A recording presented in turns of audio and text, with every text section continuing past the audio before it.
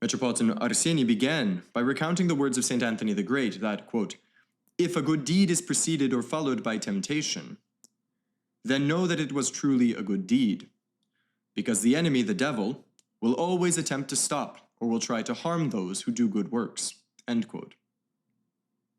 Metropolitan Arseni continues that shortly before the feast he was contacted by the Security Service of Ukraine and asked what and how the feast days were going to be held. Metropolitan Arseni discussed with them their annual plans, and as he said, quote, "It seemed that we concluded our meetings peacefully and with mutual understanding." However, 3 checkpoints were set up today in Tatianovka. Tatianovka is one of the neighboring villages of the Lavra. One on the hill next to the monument of Artyoma. Here there's one post down below, and one at the end of Tatianovka at the entrance of the monastery. End quote. When the Metropolitan called the security services to ask what was going on, he received the response that it was just part of a routine document check.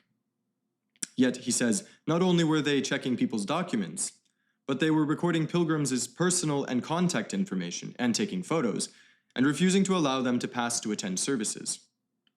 Metropolitan Arsenius stated that this was a violation of their civic rights, and highlighted that no such document checks were being carried out for other religious events of other faiths, such as for the 32,000 Orthodox Jews that gathered in Uman for Rosh Hashanah that year.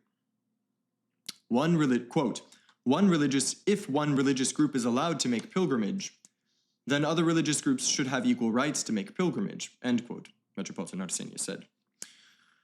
He reported that the security service responded that it was necessary to avoid large gatherings of people. But Metropolitan Arsenia continued in his homily, why then are there no restrictions at the post office or the markets in Slavyansk, which is the nearest metropolis? Finally, the security services said to the Metropolitan that they were worried about the possibility of artillery and aerial attacks from the Russians, and therefore they weren't allowing people to enter the monastery. Metropolitan responded in his homily, "We sat here for 3 months being shelled before, and nobody asked how we were doing then. And besides that, if they were so sure about these possible attacks, why wasn't the residents of Slavyansk or Tatianovka warned about it? Why weren't we warned about it?" And he continues rhetorically, they're worried about those coming to the Svetlogorsk Lavra, but they're not worried about us here. These checkpoints were scheduled by the security services to be in place only for these 2 days, the 2 days of the feast. Metropolitan Arseni continued that, quote, "It's sad that we Orthodox Christians have become worse than criminals in our own country, in our own fatherland. Yet, this is a temptation, yes, but nonetheless it is also a feast.